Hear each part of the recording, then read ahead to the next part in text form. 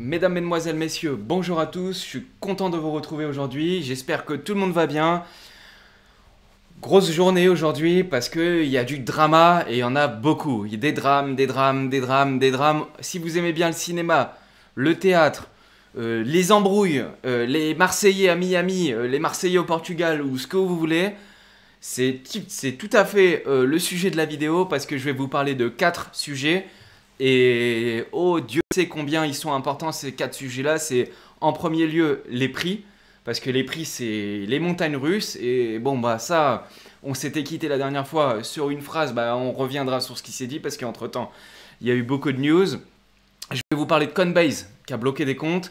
Je vais vous parler de Phantom, il y a une grosse news. Les prix se sont fait massacrer. Et ensuite, je vais vous parler de Cosmos avec un lancement qu'il y a eu sur Atom Cosmos. Ça va être intéressant. Ça peut être long. Donc, on va échanger aussi avec les membres sur le chat en même temps. Donc je vous emmène sur mon PC et on regarde tout ça. Donc la dernière fois, je vous ai laissé au niveau des prix, on était quasiment là au plus haut, à 44 000 et quelques. Et je vous avais dit, c'est le bordel. Pourquoi? Parce que en fait, si vous voulez, les amplitudes de prix, elles sont particulièrement exagérées en ce moment à cause de la guerre, à cause de tout ce qu'on peut voir autour de nous et notamment des sanctions qui impactent directement l'économie. En plus, on vient aussi d'avoir une news de Joe Biden. Et Joe Biden, il a dit que cette semaine, donc là c'est une question de jour, hein, on est mardi, on a jusqu'à vendredi, Joe Biden, il va signer un décret avec toutes ses propositions en matière de crypto-monnaie. Donc là, ça risque de bouger assez fort. On ne sait pas quelle sauce on va te manger, mais on va le savoir assez vite. En tous les cas, tout ce que je peux vous dire, c'est que pour l'instant, moi j'étais sorti une partie seulement au niveau de la flèche rouge. Après, donc j'avais mis aussi une pluie ici. Puis finalement, on est reparti au nord, mais à base de... Parce que là, les bougies, on les voit en petit. Mais il faudrait les regarder comme ça, en réalité, à base de plus 14%. Et puis après, on revient, en fait, si vous voulez, au niveau de départ. Donc là, le marché, il est toujours bien orienté, mais malheureusement, avec ce qui se passe, c'est beaucoup trop compliqué de faire des plans sur la comète et de mettre un nuage ou un soleil. C'est pour ça que tous les avatars, je les ai enlevés jusqu'à temps qu'on retrouve une situation calme où on peut à minima prévoir quelque chose. Donc là, au niveau des prix, je vous avais lâché tout en haut, on se retrouve tout en bas. Peut-être que dans 3 jours, on sera encore tout en haut, ou bien pour l'instant, c'est impossible de prévoir quoi que ce soit, ça bouge beaucoup trop vite. Donc là, au niveau du marché, tout ce qu'on peut dire, c'est qu'on est dans une période de stress particulièrement exagérée, que ce soit au niveau des réglementations et au niveau de l'économie. Donc là, c'est beaucoup trop compliqué pour faire prévoir quelque chose. Donc c'est pour ça que j'ai enlevé et mon nuage et mon soleil, parce que pour l'instant, même si on peut avoir des fausses pistes, et dans les deux sens. Donc maintenant, il faudra voir. Tout ce qu'on voit, c'est qu'on navigue dans un grand rectangle. Finalement, on voit que le grand rectangle comme ça, mais très volatile. Parce que là, on les voit un petit, mais comme je vous dis, il faut les regarder comme ça, les bougies. Et ça bouge beaucoup, et dans les deux sens. Donc pour l'instant, on ne peut pas faire de conclusion. Il faudrait que la situation se calme un petit peu et que Biden puisse publier ce qu'il a à nous publier. Ensuite, on a une news là qui vient de se passer, c'était hier, le 7 mars. Coinbase qui bloque 25 000 comptes donc sur son exchange, sur sa plateforme d'échange Coinbase, ils ont bloqué 25 000 personnes. Alors, personnes ou entités qui sont liées à la Russie. Donc eux, on leur a demandé d'appliquer des sanctions. Coinbase, qu'est-ce qu'ils font? Ils appliquent des sanctions. Eux, ils suivent très fortement la réglementation, et salut Alex Boom, ils suivent très fortement la réglementation, et voire même avec un petit peu de zèle. Mais en même temps, c'est normal, puisqu'ils sont cotés à la bourse américaine, et eux, ils ont la réglementation, ils l'ont sur le dos, ils ont intérêt d'être ultra clean, sinon c'est eux qui vont être sanctionnés. Donc je peux comprendre cette politique-là, mais ce qu'il faut noter, c'est que Coinbase, ils sont connus pour ça. Donc là, Coinbase, ils ont déclaré avoir bloqué les comptes, et une fois qu'ils ont bloqué les comptes, ils ont envoyé la liste des 25 000 comptes à la juridiction américaine, donc là, c'est-à-dire potentiellement le gendarme des marchés financiers à la SEC, et peut-être même pour certaines personnes au FBI, parce que maintenant ils ont une section crypto, il faut le savoir. On l'avait déjà dit, mais il faut le savoir. L'échange a déclaré qu'il travaillerait aussi avec les autorités pour surveiller les listes de sanctions et filtrer les personnes ayant un comportement à risque. Donc là, ça avance beaucoup. Ça avance beaucoup sur les échanges. On met une sanction, le lendemain, elle est appliquée. avec, on envoie la liste des personnes qui sont concernées. Je fais une parenthèse, mais aujourd'hui encore, là, il y a à peu près 1 heure ou 2, j'ai reçu un mail, peut-être que vous aussi, de crypto.com qui dit que dans notre juridiction à nous, donc en France, métropolitaine, France, ils bloquent le système de lending. Donc logiquement, là, ils ont dit que dans quelques semaines, le lending ne fonctionnera plus. Je ne sais pas si vous avez cette news, mais elle est importante aussi à noter, puisque là, on est directement impacté. Donc faites ce qu'il faut pour vous protéger, c'est quand même très important. Et ce que je voulais dire, c'est que ce n'est pas la première fois que Coinbase agissent comme ça, un peu, on va dire, en faisant du zèle par rapport à la réglementation aux crypto-monnaies et à la dénonciation. Parce que Coinbase, là je vous lis l'article, a été critiqué dans le passé, en particulièrement par le groupe de droit numérique, sur la façon dont l'échange gère les demandes des forces de l'ordre pour les données financières privées des utilisateurs. Ça veut dire que vous avez le commissariat de Mantes-la-Jolie qui envoie un mail à Coinbase, et ben Coinbase, en un quart d'heure, ils ont envoyé les données. J'exagère un peu, mais en gros, c'est ça que ça veut dire, parce qu'ils critiquent dans le sens qu'ils ont la dénonciation facile. Mais en même temps, comme je disais au début de la news, c'est qu'eux, ils sont cotés en bourse et que donc, ils n'ont pas le droit à l'erreur par rapport à ça. Donc, ça peut se comprendre tout à fait, mais le message, c'est 25 000 comptes qui ont été bloqués qui sont liés à la Russie. Ça ne veut pas forcément dire des comptes russes. Il y a des comptes russes, il y a des individus et des entités, c'est écrit, mais il y a aussi des personnes qui sont liées à ça. Donc, il peut y avoir des gros et des petits investisseurs. Voilà, c'est important de le noter, et ça impacte. Quand vous avez 25 000 comptes qui sont bloqués du jour au lendemain, peut-être que c'était des investisseurs qui sont importants, qu'acheter du BTC, ça peut jouer sur les prix aussi. Alors là, on rentre dans la première grosse news, et on va parler de la blockchain Phantom. Phantom et André Cronje. Alors, André Cronje, c'est pas le fondateur de Phantom. André Cronje et Anton Nel, qui est son ami. En fait, on va aller voir son pédigré. André Cronje. Donc, André Cronje, c'est lui. Alors, je vais essayer de vous montrer sa photo. Hop. Bon, je sais pas si on voit bien. André Cronje, c'est lui. Et lui, il a une grosse expérience dans le domaine de la DeFi et il a été connu principalement sur Ethereum à la base quand il a créé Yearn Finance. Alors, pour rappel, Yearn Finance, ça a été fait au mois d'août, si j'ai bonne mémoire. Pas 2021, mais en mois d'août 2020. Et moi, je me rappelle, j'étais derrière mon PC à cette époque-là. Le prix $600, un mois après, $60 000. Il avait dépassé le prix du BTC. Incroyable. Et pourquoi? Parce qu'en fait, il est connu pour mettre en place des protocoles DeFi, et ça a été l'un des premiers à faire ça. À travailler dans la DeFi et à proposer des solutions dans la DeFi, notamment avec... Ah bah, c'est écrit là, voilà. Avec Yearn Finance. Et c'est bien ça. Bon, là, lui, mais janvier 2020, mais le listing avait eu lieu au mois d'août, je m'en souviens très bien. Du coup, il a créé ça, il s'est fait une énorme renommée avec ça parce qu'il a été l'un des premiers. Et vu qu'il a été l'un des premiers, et bah, du coup, dans la DeFi, après, il y a plein de gens qui ont créé des protocoles. Et quand il a fait ça sur Ethereum, il a fait ça, mais en parallèle, il avait d'autres projets. Et il est aussi connu, alors il est connu pour des côtés extrêmement bons, et il est aussi connu pour des choses un peu moins bonnes. Et on va dire qu'il a un côté professionnel, technique, qui est ultra développé, mais il a un comportement qui est un peu spécifique. On va dire qu'il est, si je devais trouver le bon terme, je dirais que André Cronje, c'est quelqu'un qui est très émotif et impulsif. Voilà, on va dire ça comme ça. Vous allez tout de suite comprendre pourquoi. Parce que là, il avait fait Yearn Finance, mais entre-temps, il avait fait beaucoup d'autres projets.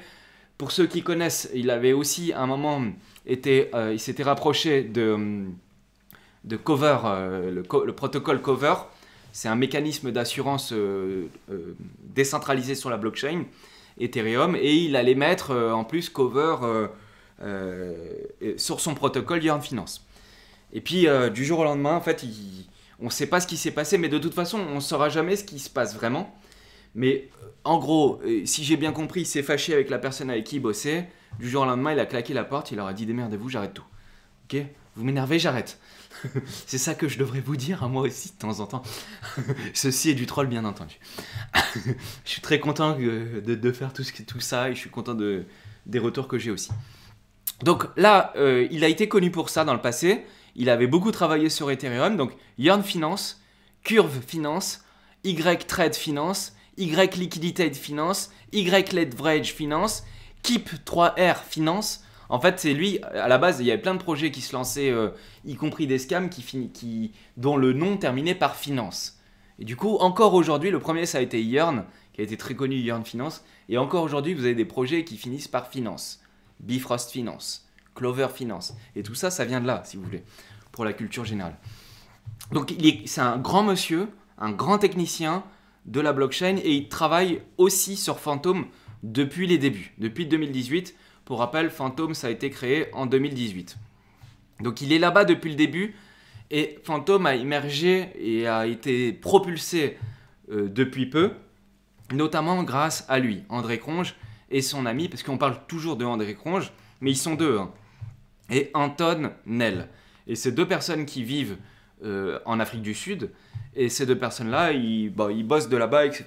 Et ils ont délivré des projets qui sont super, mais ils passent très rapidement de projet en projet, et après on se retrouve parfois un peu le bec dans l'eau. Donc c'est pas la première fois qu'il y a eu ces problèmes-là. Pour rappel, donc là, il travaillait beaucoup sur Phantom Foundation, il a porté le projet Phantom très haut avec Anton Nel, et du coup, maintenant qu'il s'en va, et ça va être ça l'objet de la news, maintenant qu'il s'en va, ça crée du tort au projet. Donc, mais ce que je veux vous dire, avant de vous parler de la news et de ce qu'il va faire, etc., c'est que ça, c'est pas la première fois. Parce que là, je vous montre un article qui date de 2020. Je vais vérifier si vous voyez bien. Parce que le chat est très silencieux. Et ça m'inquiète parce que moi, je me vois pas. Vu que j'ai qu'un seul écran. Donc, je vais regarder si vous voyez bien. Parce que ça me paraît bizarre. Ouais, si, vous voyez très bien. C'est juste vous qui êtes très silencieux ou vous m'écoutez peut-être religieusement. Ou alors le chat il est pas à jour, c'est possible aussi. Digital Asset Finance. C'est ça. Ok, bon, c'est bien. Mince, fallait actualiser. Ok. Ils sont restés sur l'ancien stream. Studieux. Ok, parfait.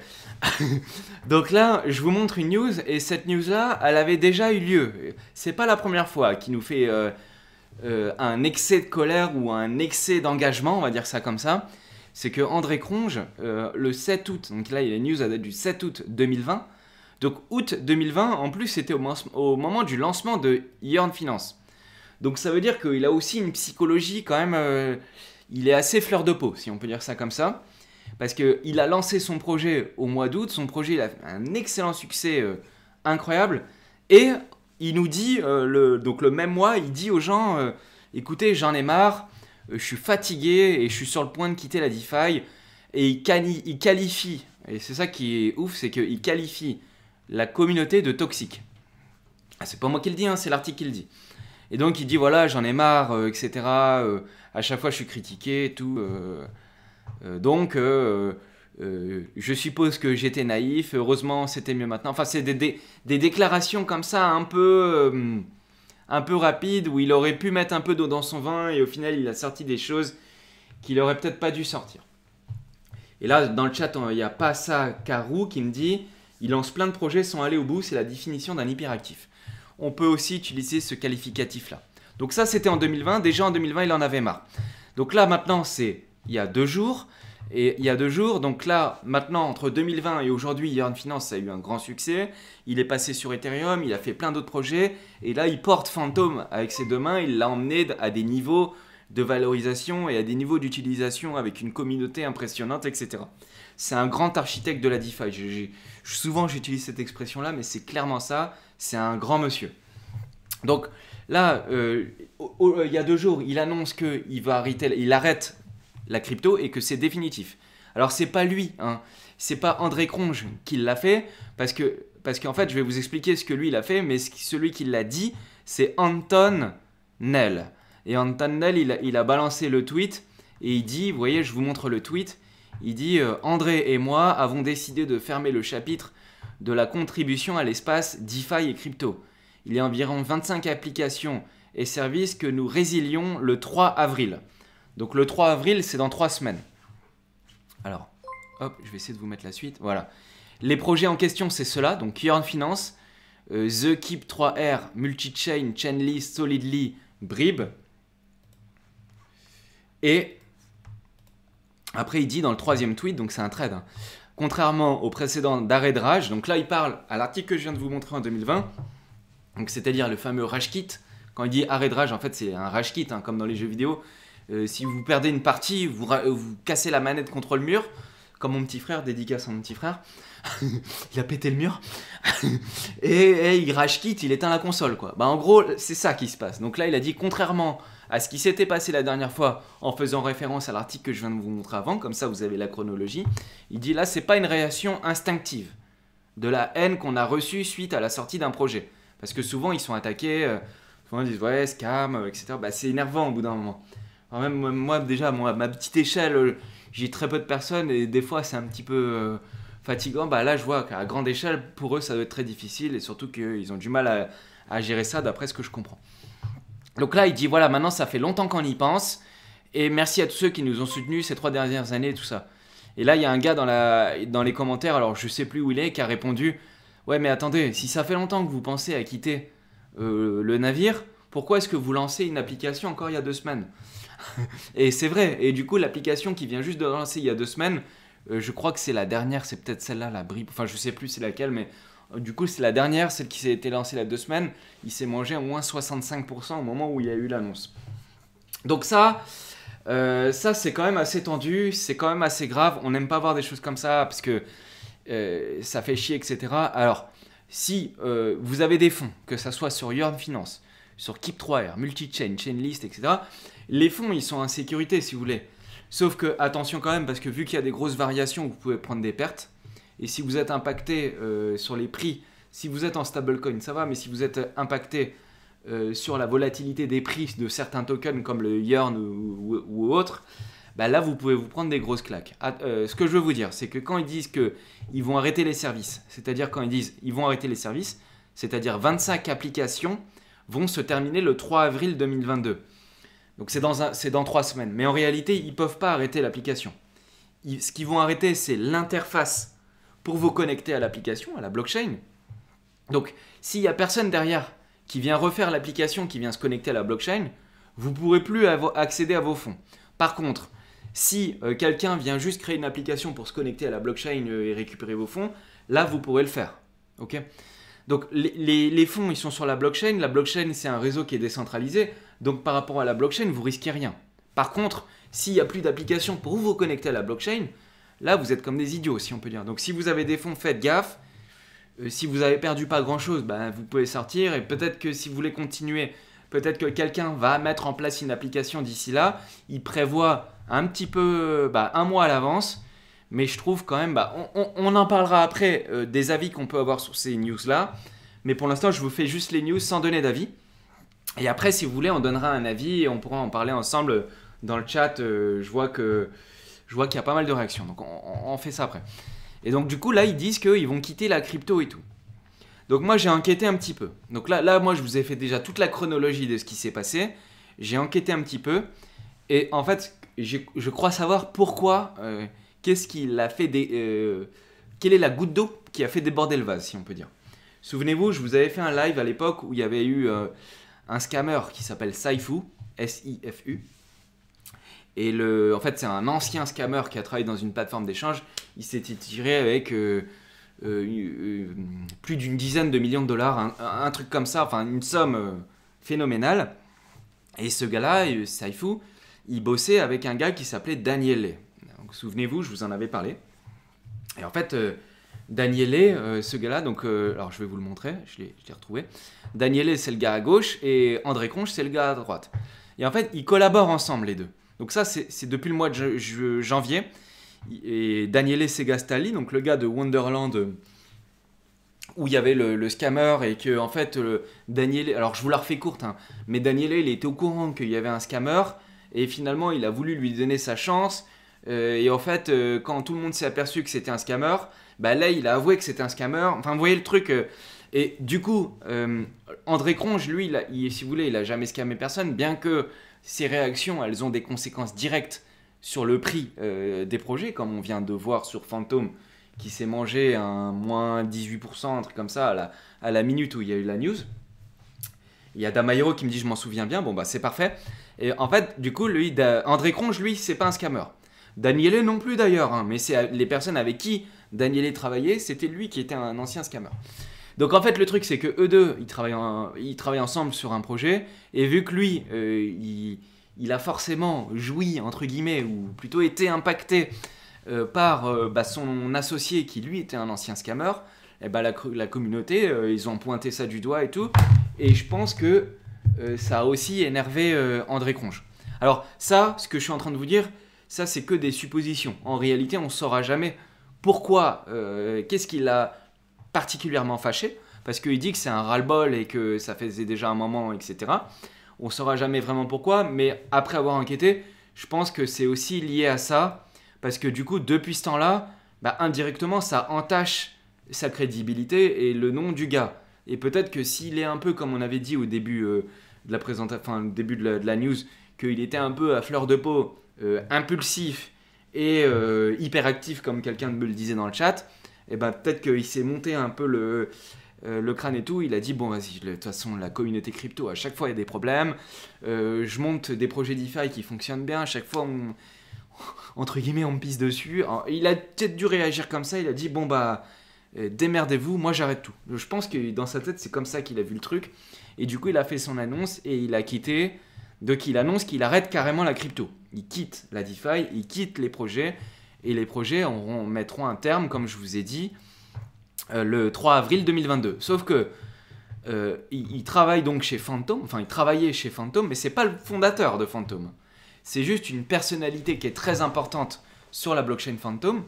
Et en fait, la blockchain Phantom, enfin, si vous voulez quand vous prenez un peu de recul sur différentes blockchains, comme par exemple les plus grosses, à part Bitcoin, mais si vous prenez les plus grosses, parce que Bitcoin c'est un cas à part, je vous dirai pourquoi. Vous prenez Ethereum, ils ont eux aussi une personnalité très forte, c'est Vitalik Buterin. Vous prenez qui est la BSC, qui est le troisième. Vous prenez la BSC, ils ont une personnalité qui est très forte, c'est CZ, Changpeng Zhao. Vous prenez Solana, ils ont une personnalité qui est très forte, c'est Anatoly, je sais plus comment, Fitzgerald, enfin je sais plus comment. Vous prenez Avalanche, ils ont une personnalité qui est extrêmement forte, qui s'appelle Emin Gunseerer. Vous prenez Cardano, qui a une personnalité qui est extrêmement forte, qui est Charles Hoskinson. Vous prenez Polkadot, qui a une personnalité qui est très forte, c'est Gavin Wood. Et là, dans le chat, on me dit sauf Cosmos. Alors, ils en ont aussi, Anthony Wave Trading, ils en ont aussi. Mais c'est vrai que Cosmos, ils ont plus de... En fait, ils sont plus connus comme un travail d'équipe, un peu dans l'ombre, mais ils ont des personnalités aussi. Sauf que effectivement, elles reposent moins sur une seule personne. Donc par rapport à ça, c'est vrai, Anthony Wave Trading, tu as raison. Et donc du coup, et pour Phantom, là en l'occurrence, pour Phantom, c'est André Cronje. Sauf que André Cronje, c'est pas le fondateur. D'ailleurs, on peut même dire pour Solana que Anatoly il est moins important que Sam Bankman-Fried, qui est le patron de FTX parce qu'il pousse de toutes ses forces. Donc en fait, vous voyez, c'est pas forcément le fondateur qui porte la blockchain. Là, en l'occurrence, c'était André Cronje qui faisait la crédibilité, etc. Donc d'ailleurs, je fais une parenthèse, mais je vous en avais parlé dans le top 10 des cryptos que je vous avais proposé. Et je vous avais mis Phantom. Bon, bah là, vu ce qui vient de se passer, malheureusement, c'est trop tard maintenant. Je veux dire, j'y crois beaucoup moins parce qu'effectivement, ça repose sur une personnalité. Si la personnalité, elle est plus là, malheureusement, ça risque de beaucoup moins bien se passer. Donc moi, j'étais un petit peu, j'avais pas grand-chose. Heureusement, j'avais 200, 300 $, un truc comme ça. Enfin, c'était vraiment... et encore, j'étais sorti au niveau de la flèche rouge, de tous les fantômes que j'avais. Après, j'avais rentré vite fait, mais en fait, heureusement, j'ai eu de la chance sur le coup. C'est pas la première fois que je prends une perte avec André Cronje par rapport... mais parenthèse refermée. Mais du coup, là, il y a Phantom qui envoie un tweet et qui dit « Écoutez, s'il vous plaît, on est extrêmement reconnaissant, André Cronje, pour tout ce qu'il a fait. Mais par contre, notez bien que André Cronje, c'est pas le fondateur. C'est juste un homme qui a apporté du code et il a travaillé dans la blockchain depuis plusieurs années. Mais derrière, il y a une team qui est complète. Et donc, je vous lis le thread. Hein. Il dit « L'effort d'équipe, c'est grâce à l'effort d'équipe qui nous a permis à Phantom de devenir l'un des réseaux décentralisés les plus utilisés et les plus appréciés au monde. » Et là-dessus, il a raison, parce que quand vous allez voir sur Defilama, où il mesure la TVL, donc la Total Value Locked, c'est-à-dire les fonds qui sont bloqués dans les protocoles de ces réseaux-là. Et vous voyez que Phantom est 5e. Ils sont devant Solana. Hein. Ils ont plus de fonds que Solana. Et il y a très peu de temps, donc parce que là, en une semaine, ils ont perdu 40% des fonds qui ont été dans la DeFi sur Phantom. Évidemment, s'il y a une grosse personnalité qui s'en va, tout de suite, on se pose des questions. Mais il était 3e. Phantom était 3e en termes de TVL, et c'est pour ça que c'était intéressant. Parce qu'il avait beaucoup de TVL, et son prix il était encore bien inférieur par rapport à ce qu'il pouvait ce qu'il pouvait avoir par rapport au taux de TVL qui était sur la blockchain. Et tout ça, c'était principalement grâce à André Cronje, parce que c'est lui qui fait tous les petits protocoles qui viennent sur la blockchain Phantom. Vous voyez le truc? Donc maintenant que lui il est plus là, il y a les protocoles, qui va amener les nouveaux protocoles, des nouveaux projets, etc. Vous voyez le truc? Donc le plan il tombe un peu à l'eau pour Phantom, malheureusement. On est aussi dépendant de ces news-là. Et donc à la fin, ils disent, voilà, il y a 100 000 adresses, etc. Et à la fin, ils disent, voilà, c'est ça que je voulais vous montrer, ils disent les équipes qui travaillent sur le consensus, donc le middleware, ils travaillent depuis des années et l'équipe ne cesse de s'agrandir. J'avais lu qu'ils étaient 40 et c'était un grand gars, donc en parlant de... he was the big picture, guys. Ouais, je pense qu'il parle de André Cronje, donc c'était une grande personne, etc. Ils le remercient, mais ils disent, voilà, maintenant, de toute façon, notre PDG, c'est pas lui, c'est Michael F. Kong, et c'est lui qui a posé les bases, et c'est notamment dans les moments difficiles en 2018, etc. Et ils disent, voilà, maintenant, on va avancer, on a prévu des news, là, le Snap 5, alors je n'ai pas eu le temps de regarder ce que c'était, ils vont faire une mise à jour et tout ça, donc avec ou sans lui, il continue, évidemment. Mais c'est vrai qu'il était très important dans le domaine de la DeFi.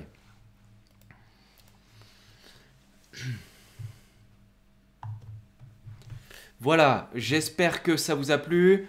Je vous propose d'en parler un petit peu, si vous voulez. Ça m'intéresse de savoir ce que vous en pensez de toute l'histoire André Cronje, Phantom, tout ça. Si vous voulez, on peut en parler un petit peu. Je veux boire un petit verre d'eau. Et puis après, on passe à l'étape 2. Et là, on va parler de Cosmos. D'un lancement catastrophique qui a eu, malheureusement c'est que des news un peu négatives. J'aurais aimé apporter des news positives, malheureusement des fois c'est bien, des fois c'est moins bien. Aujourd'hui c'est principalement des choses un peu tendues, on va dire.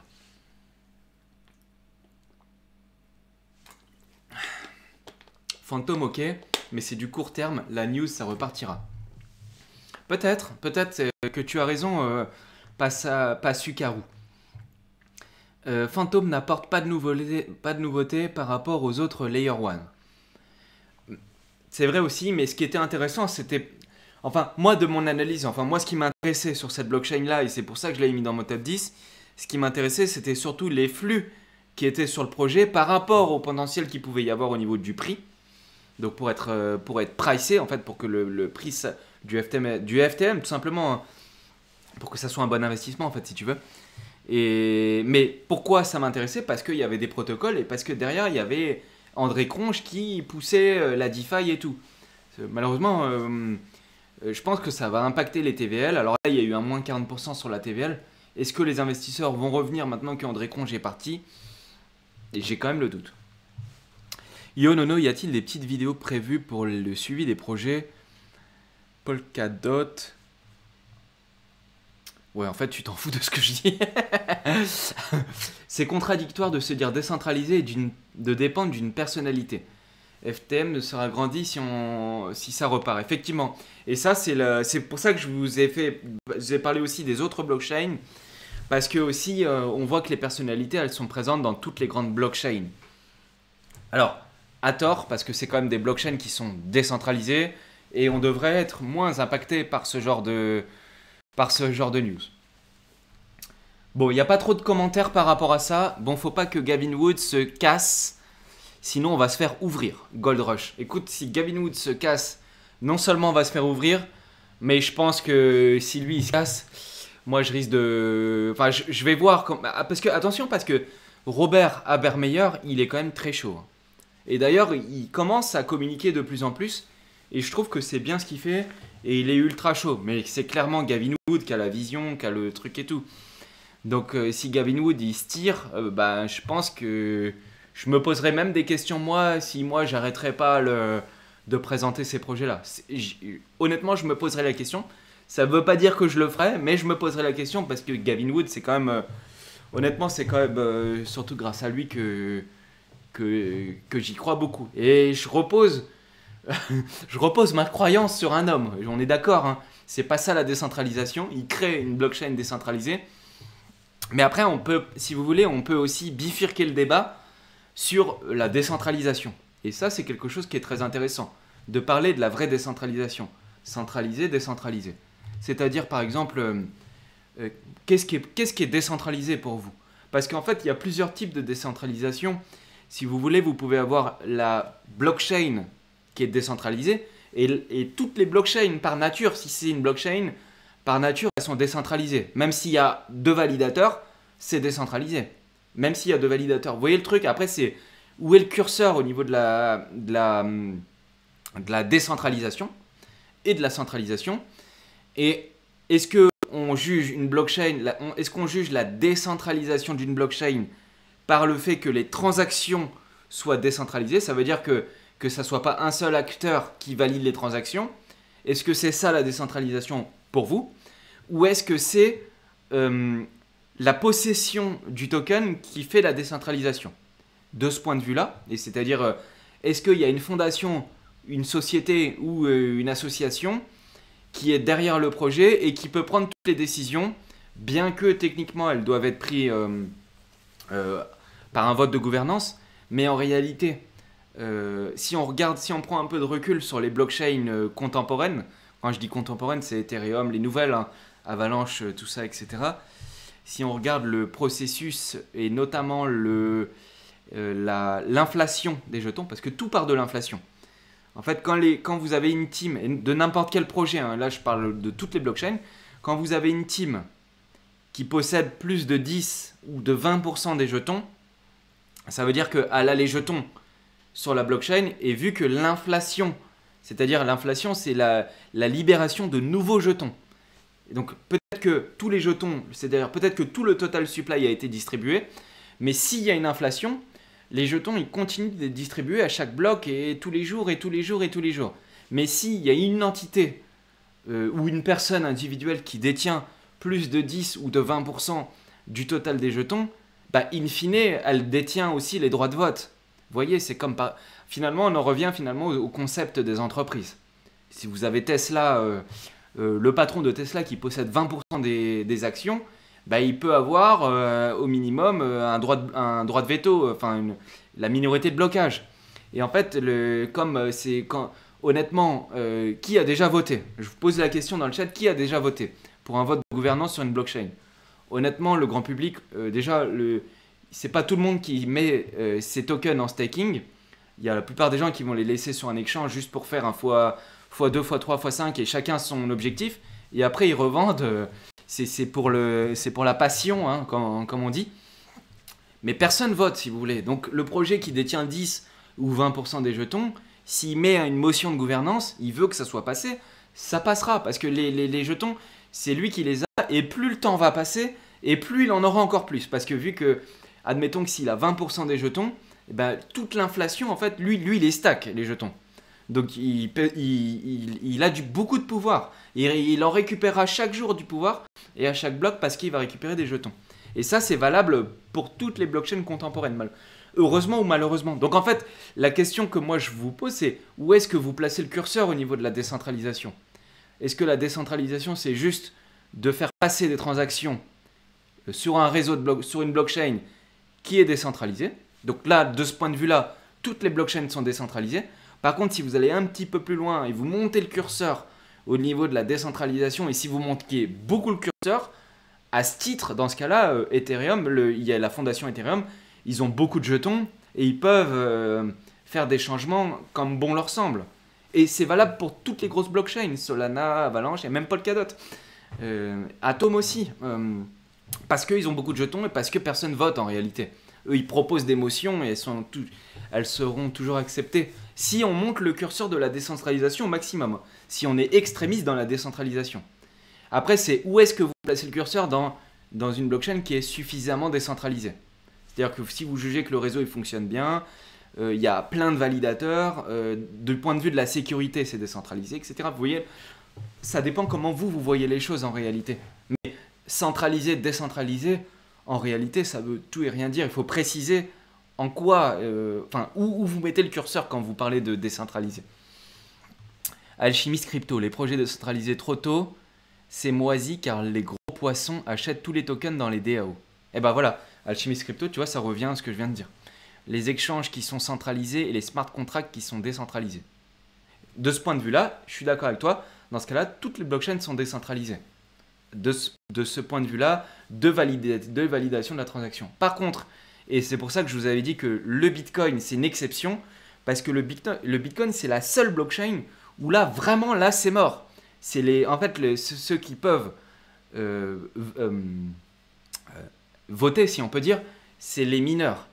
Et le gars qui code et le gars qui mine, c'est pas la même personne. Donc vous voyez le truc. Donc là, il y a tout un vrai consensus pour que tout le monde se mette d'accord pour mettre à jour la blockchain Bitcoin. Et c'est pour ça que le Bitcoin, il est ultra décentralisé et incontrôlable. Parce que si du jour au lendemain, Vitalik Buterin ou Gavin Wood ou Emin Gunsirer, Charles Hoskinson, le patron d'Atom, je sais plus comment il s'appelle, Anatoly ou Sam SBF, toutes les blockchains, elles se retrouvent en milieu de classement. Hein. Je pense. Après, il faut voir derrière comment elles vont réagir. Est-ce que l'équipe va être à la hauteur avec la même vision, etc. Mais effectivement, on souffre de ça aujourd'hui et il faudrait que petit à petit on avance là-dessus. Et c'est pour ça que Bitcoin est aussi la seule blockchain qui est anonyme. Le fondateur est anonyme. Donc on ne peut pas dire si lui il décède, on est dans la merde. Non, parce que c'est anonyme. C'est ça la force. Vous vous rendez compte? C'est ça le. En fait, le Bitcoin, c'est la décentralisation poussée à l'extrême. Et c'est pour ça que c'est une réserve de valeur. C'est pour ça que c'est intéressant du point de vue de la sécurité. C'est intouchable, en fait, si vous voulez. Justin Sun pour Tron, c'est pareil. C'est pareil. Donc, on me dit dans le chat. Donc voilà, si on pouvait parler un petit peu de centralisation, décentralisation, je vois que ça intéresse un peu. Donc, je rebois un petit verre et puis on continue pour la deuxième partie de la news. Et salut à Totoritos, Paquetos, bienvenue à toi. Ciao, salut mon pote, parce que ça c'est un ami à moi. D'ailleurs, Totoritos, Paquetos, tu sais quoi? Je vais te... Paquetos, pardon.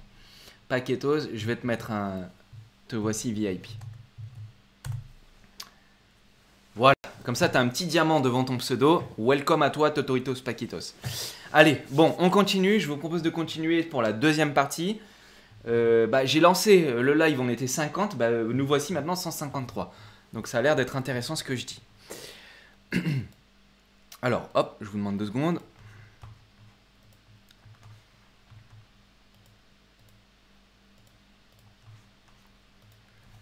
Hop.